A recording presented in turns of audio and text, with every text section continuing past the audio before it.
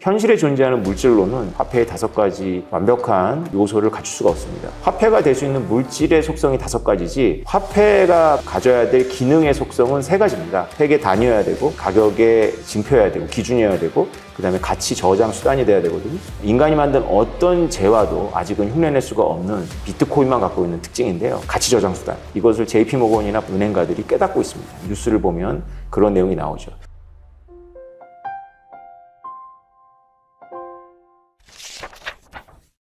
여러분 안녕하세요. 책을 통해 핵인싸를 모셔서 인사이트를 들어보자. 오늘의 책인싸 오태민 교수님입니다. 안녕하세요. 안녕하세요. 반갑습니다. 불러주셔서 감사합니다. 네, 요즘 엄청 바쁘시죠? 네, 조금 바쁩니다. 네, 흰머리가 더 늘으셨어요. 네, 신경 쓸 게 많아졌어요. 예, 네. 연말에도 정말 많이 바쁘시고. 네, 연말이 특히 바쁘네요. 예, 그리고 12월 며칠이었죠? 30 날. 네. 그 1000여 명을 이제 코엑스에 모셔서 네. 강연회를 하시잖아요. 네네. 그건 이제 더 이상 더 추가적으로 신청할 수가 없는 건가요? 아직 신청 안 받았습니다. 아직 안 받았어요. 네. 당연히 1000명 찰 거라고. 바로 찰 것 같은데요, 이번에. 예. 여러분들 혹시 이 영상 보시고 그 현장에 오고 싶으시다 하시면 먼저 말씀드리고요. 저도 그 자리에 가니까 오프라인에서 여러분 증문즉답 좀 해드릴 겁니다. 경제전망, 궁금하신 것들, 물가 어떻게 될까, 금리 어떻게 될까, 뭐 주식 어떻게 될까, 부동산 어떻게 될까.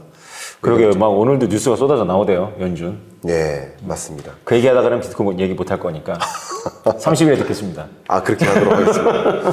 자, 오늘은 더 그레이트 비트코인이라는 책을 가지고 또 등장하셨습니다. 네. 혜성처럼 등장하셨고 지금 이 교보문고 이 순위에서 최상단에 이렇게 놓여 있으시더라고요. 이렇게 책값도 비싼데 사실 그 책값을 훨씬 뛰어넘는 인사이트가 담겨 있으니까 여러분들이 좋아하시는 게 아닌가 이런 생각을 먼저 해봅니다. 아유, 저희 부끄럽습니다. 책인싸의 이 토크쇼거든요. 네. 이 책인싸의 공통 질문이 있는데요. 네. 그 순서가 있습니다. 바로 나를 소개하는 것인데 네. 삼행시로 네. 아니면 메시지를 던지셔도 좋고요. 네. 준비가 좀 되셨을까요? 네, 해보겠습니다. 제가 방금 요청드렸거든요. 네. 자, 제가 먼저 선창 가겠습니다. 오, 오지랖은 엄청 넓은데, 태, 태만해서, 의외로 태만해서, 의외로 태어나. 오지랖은 엄청 넓은데 의외로 네. 태만해서 네. 민첩하게 늘 이기지는 못하는 게이머? 게이머다. 네. 예, 태만해서 민첩하게 이기지 못하는 게이머다. 굉장히 인상적이네요. 네. 어떤 그 문장 안에 이 배경되는 그 소개 문구가 있을까요? 제가 오지랖은 워낙 넓습니다. 네. 이 책도 보시면 교수님도 아시겠지만 하여튼 지적인 오지랖도 무지 예, 넓거든요. 지적 오지랖퍼세요, 정말. 네. 예, 맞습니다. 근데 제가 의외로 태만해요. 네. 그래가지고 우리 아내에 의하면 디테일이 너무 약하다. 정말 디테일하신데요. 그러니까 일을 막 벌려놓고 수습 못하고 이런 거죠. 그런데 또 민첩하긴 합니다. 민첩하기는 한데 그래서 좀 빨리 하죠. 예. 제 영상을 쳐다보면 깜짝 놀라실 텐데 제가 유튜브를 언제 시작했냐면 2008년에 시작했습니다. 정말 대단하십니다. 예. 네. 10년 동안 뭐 누적 뷰가 뭐 300이 안 되는 그런 경영제학 강의를 33편을 찍어서 올린 거죠. 네, 대단하시네요. 그 뭔가 될 것 같으면 이제 빨리는 하는데 네. 여태까지 이룬 건 별로 없죠. 너무 빨리 해서, 그죠? 아니에요. 태만해서 그런 것 같아요. 태만해서. 아니실 겁니다. 예, 너무 멋있으시고요. 이 책에서 준비된 이걸 뭐라고 하죠? 책갈피. 책갈피. 책갈피도 약간 오지랖 성격이 있지 않을까. 책갈피 없으실까봐 코인 책갈피를 또 드렸습니다. 아주 비트코인 색깔입니다. 매력적입니다. 자, 이제 저희 책인싸의 포문을 여는 어쩌면 여러분들께 3분 동안 인사이트를 각인시켜주는 네. 그런 시간이 필요한데요. 3분 미니 특강이에요. 네. 자, 제가 주제를 드릴 테니까 3분 미니 특강 부탁드리겠습니다. 자, 주제는 더 그레이트 비트코인입니다. 박수로 양청하겠습니다. 감사합니다. 네. 여러분, 책 제목이 더 그레이트 비트코인입니다. 위대한 비트코인 혹은 비트코인 그놈 위대하네, 거대하네 이런 뜻입니다. 더 그레이트 개츠비라는 책, 유명한 미국 책에서 따왔습니다. 비트코인은 여러분들에게 어떻게 다가옵니까? 언론에서 계속 가끔씩 들려오는 거 보면 굉장히 가격이 올라서 부러우실 때도 있고, 또 비트코인이나 알트코인 때문에 패가망신한 사람 이야기도 들려오고, 그리고 전문가들이 나와서 튤립이라고 얘기도 하고 거품이라고도 얘기합니다. 어쨌건 여러분들에게 비트코인은 그레이트하긴 그레이트한데 위대하다기보다는 좀 부담스럽고 괴물 같은 느낌일 겁니다. 근데 이 책이 그렇게 중의적인 제목을 달았지만 저는 당연히 위대한 비트코인을 설명하고 있습니다. 비트코인은 왜 위대한가요? 비트코인은 인류가 오랫동안 머릿속으로만 구상했던 화폐의 중요한 핵심적인 요소들을 거의 완벽하게 갖고 있습니다.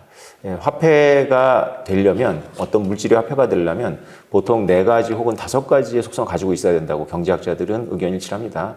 첫 번째, 가벼워야 됩니다. 운반이 돼야 되겠죠. 두 번째, 분할되어야 합니다. 그러니까 위스키 같은 게 좋은 화폐가 될 수 있는 이유는 이제 리터로 분할돼도 성질이 변하지 않으니까. 그러나 이제 소가 화폐가 될 수 없는 거는 하나로 온전하게 있어야 가치가 있지, 반으로 자르면 가치가 떨어지기 때문입니다. 그 다음에 이제 쌀도 분할도 되고, 한데 쌀이 이제 안 좋은 건 뭐냐면 썩죠. 쌀도 비교적 곡물치고는 오래 가는데 좋은 화폐가 되려면 내구성이 있어야 됩니다. 녹슬거나 썩어서는 안 되죠. 그 다음에 4번째는 약간 어려운 개념이지만 분할성하고 같은 개념입니다. 여러분들은 세뱃돈으로 받은 신사임당 돈하고 주머니에서 꾸깃꾸깃 나온 신사임당 돈하고 가격이 같다고 생각합니까? 다르다고 생각합니까? 네. 뭐 주관적일 수도 있지만 어쨌건 백화점이나 슈퍼에서는 같다라고 간주하죠. 이거를 대체성이라고 합니다. 근데 대체성은 분할성과도 관련있는 개념이지만 사실 어떤 물질도 완벽하게 충족은 못합니다. 금마저도. 마지막 요건은 이제 그 희소성입니다. 만약에 담배를 화폐로 사용한다면 담배는 분할도 되고 계비로, 그 다음에 대체도 가능하고, 그 다음에 비교적 가볍고 잘 안 썩습니다. 근데 담배의 문제가 뭐냐면 담배를 교도소나 이런 데서 말고 진짜로 열린 세상에서 화폐로 사용하게 되면 화폐 가격이 올라가면 계속 담배 생산량을 늘립니다. 그래서 화폐가 폭락을 하게 되죠. 그래서 희소하지 않다는 것이 진짜로 그 물질이 있고 없고가 아니고요. 공급 탄력성을 의미합니다. 그래서 가격에 대한 공급 탄력성이 없어야 됩니다. 그래서 비트코인은 가격이 올라간다고 공급이 증가하는 탄력적인 재화가 아닙니다. 그냥 가격에 대해서 수직으로 서 있어요. 스케줄대로 나옵니다. 그 다음에 비트코인은 매우 가볍죠. 비트코인이 가볍다는 건 좀 이상한 얘기지만 디지털이기 때문에 지구 반대편에 정기적 속도로 갑니다. 그 다음에 비트코인은 한 비트코인이 1억 분의 1로 쪼개지는데 더 쪼갤 수도 있습니다. 사실상 이론적으로 거의 무한히 분할됩니다. 그 다음에 비트코인은 썩지 않고요. 비트코인 마니아들은 1비트코인, 1비트코인이라고 얘기하는데 대체가 가능합니다. 어떤 비트코인도 같은 가격을 가죠. 이거는 약간 이제 공부를 더 해보면 프로그램을 넣을 경우에 이제 대체성이 깨지기도 하는데 뭐 평범한 수준에서는 이렇게 같다라고 봅니다. 이 5가지 속성을 비트코인은 갖고 있는데요. 우리가 금을 생각하건 여러분이 은을 생각하건 아니면 정부에서 찍어내는 종이돈을 생각하건 혹은 상품화폐라고 하는 그 쌀이나 뭐 담배를 생각하고 여러분들이 무엇을 생각하든지 간에 현실에 존재하는 물질로는 이 화폐의 5가지 완벽한 요소를 갖출 수가 없습니다. 근데 여기서 이제 여러분에게 좀 조심스럽게 얘기하는 건 화폐가 될 수 있는 물질의 속성이 5가지지 화폐가 가져야 될 기능의 속성은 3가지입니다. 회계 단위여야 되고 그 다음에 가격에 징표해야 되고 기준이어야 되고 그 다음에 가치 저장 수단이 돼야 되거든요.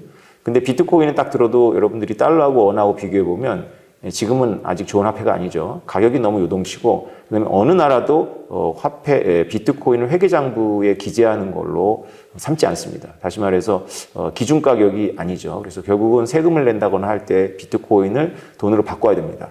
근데 비트코인은 이 2가지는 이제 달러나 원화에 대해서 되게 떨어지는데 한 가지가 아주 족탈불급이죠. 가치 저장 수단.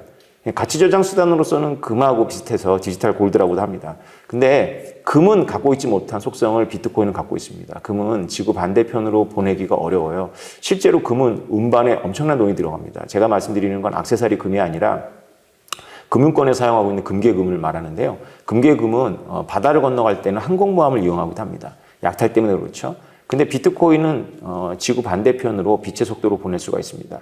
이것이 의미하는 바가 무엇인지 여러분들은 잘 모르세요. 왜 그러냐면 여러분들은 금융기업을 운영하거나 아니면 슈퍼리치가 아니기 때문에 그런데요. 여러분이 만약에 1,000억 이상의 재산 가거나 아니면 거대한 은행을 운영하는 은행장이라면 이게 갖고 있는 의미를 압니다. 은행들 간에 일일물이나 단기 금융을 할 때 담보물이 없어요.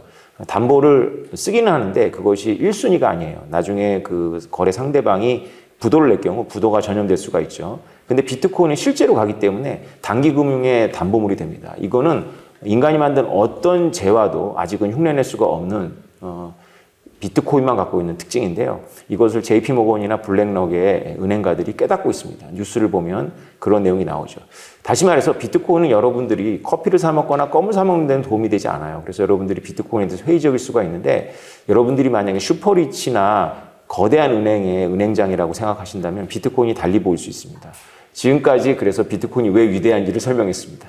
이상입니다. 감사합니다. 와, 감사합니다.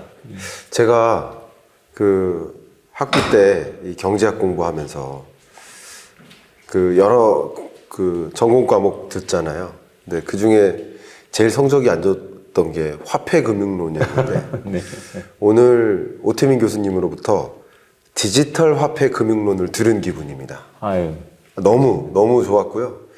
정말 이 현실 화폐와 이 디지털 화폐를 비교해 가면서 이게 얼마나 그레이트한가를 명확히 좀 보여주시는 것 같고, 특히 금과 비교하면서 항공모함으로 지구 반대편으로 이동시키는데 어마어마한 비용이 드는데, 그죠? 네. 근데 이 코인은 소위 빛의 속도로 그냥 거의 무비용으로, 그죠?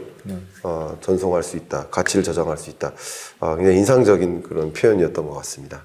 자, 이제 책의 내용으로 본격적으로 들어갈 텐데, 사실 이 3분 미니 특강을 요청드렸던 것 중에 이렇게 길게 해주신 분이 없습니다. 그만큼 이 더 그레이트 비트코인임을 충분히 설명해 주시고 싶어서 많은 욕심을 갖고 계신 정말 우리나라를 대표하는 이제 코인 전문가가 아닌가 이런 생각도 해보고요.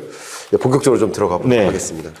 이 책에서 일단 저도 참 이 챕터 명부터 굉장히 인상적이에요. 정말 작가적 감성을 많이 갖고 있다 이런 생각을 했는데, 일단 비트코인은 올인어굴이다. 뭐 저는 책을 봤으니까 이해를 하고 있지만 왜 비트코인을 올인어굴이라고 하셨는지 이거부터 한번 말씀해 주시면 감사하겠습니다. 교수님 올인어굴이 보신 적 있죠? 네, 본 적은 있습니다. 엄청 귀엽죠? 네네, 귀엽습니다. 귀여운데 걔가 독이 있어요.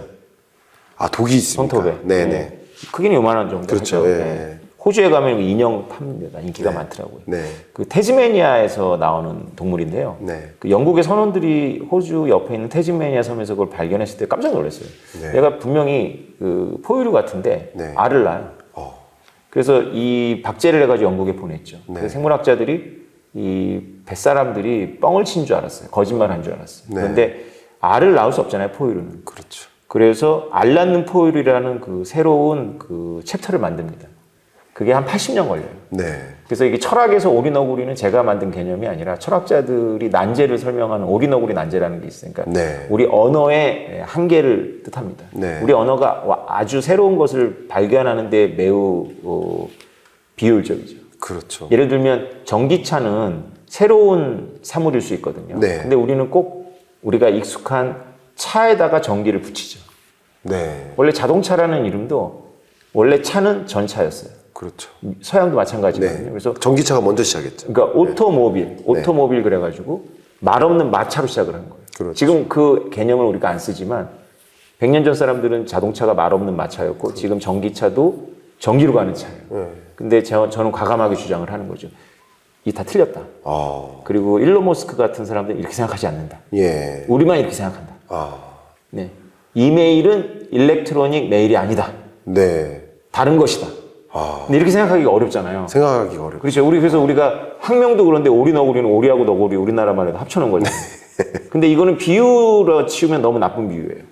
그렇네요. 오리도 아니고 너구리도 아니고. 오리도 아니고 너구리도 아니고. 네, 우리를 헷갈리게 하죠. 네. 그리고 학자들 입장에서는 이제 포유류는 알을 낳을 수 없는데 알을 낳는 포유류가 발견됐으면 자신들이 갖고 있는 포유류라는 범주를 바꾸면 되는데 네. 그러기가 어려웠고 그런 데까지 80년이 걸렸다는 거죠. 미리 정해놓은 범주가 있고 그 범주 안에 나머지 모든 것들을 집어넣으려는 그렇죠. 그런 움직임. 네. 네. 철학에서 이 유명론과 실제론이라는 논쟁이 실제로 있습니다. 그래서 우리의 언어나 인식이 이 네. 우주의 보편적인 원리를 반영한다라는 게 이제 실제론자들이고요. 네. 우리의 언어는 그냥 언어일 뿐이고 우주는 우리 언어랑 전혀 별개로 존재한다. 그게 바로 유명론 이름뿐이다라는 네. 논쟁입니다. 그래서 이 두 개가 팽팽하게 지금도 이렇게 시줄과 날줄로 이렇게 엮여 있는 게 철학사라고 볼 수 있는데요. 네. 비트코인에서 경제학자들, 뭐 경제학자 앞에 두고 제가 이런 말씀 드리면 좀 죄송합니다만 무슨 말씀을요? 비트코인을 놓고 경제학자들이 가장 많이 빠진 오류가 오리너구리 오류예요. 그런 면에서. 비트코인은 그냥 존재하는 거고 그쵸. 우리가 그걸 화폐로 부르고 화폐라고 부르지 않건 그건 중요한 게 아니에요. 그러네. 근데 경제학자는 어떻게 접근하냐면 오리너구리 접근하죠. 화폐라면 이래야 돼. 어떻게 포유류가 알을 낳지? 네. 어떻게 화폐가 가격이 안정화되지 않아? 네. 어떻게 화폐가 정부가 인정하지 않은 게 가능해? 네. 이렇게 자기네들이 만든 데피니션 안에 안 들어가니까 인정을 못 했던 거예요. 그러네요. 그럼 이건 사물을 인정 못한 게 아니라 사실은 언어의 문제였던 거죠. 너무 좋은 말씀이시네.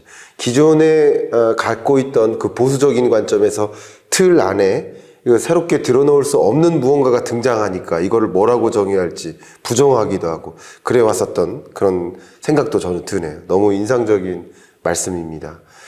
우리 코인의 일단 기본부터 좀 다져가면서 이제 이 코인 시장으로 좀 이야기를 좀 해보려고 하는데 일단 뭐 이 책에서도 이야기를 하셨고 많이 또 말씀해 주셨지만 그래도 우리 처음 들으시는 분을 위해서 이걸 꼭 말씀해 주셨으면 좋겠어요. 사토시. 제가 발음마저 꼬이네. 사토시. 네네. 사토시 정체가 밝혀졌습니까? 어떻게 안 밝혀졌죠. 안 밝혀졌죠. 근데 사람들은 사토시를 이렇게 추측하고 있고 네. 교수님도 이제 사토시에 대해서 뭐 스터디를 하셨지 않습니까? 그렇죠. 사람들의 추측과 교수님의 생각이 같은지 아니면 사람들이 추측한 그것이 잘못됐으면 잘못됐다. 어떻게 생각하시는지 좀 말씀해 주시면 좋겠습니다.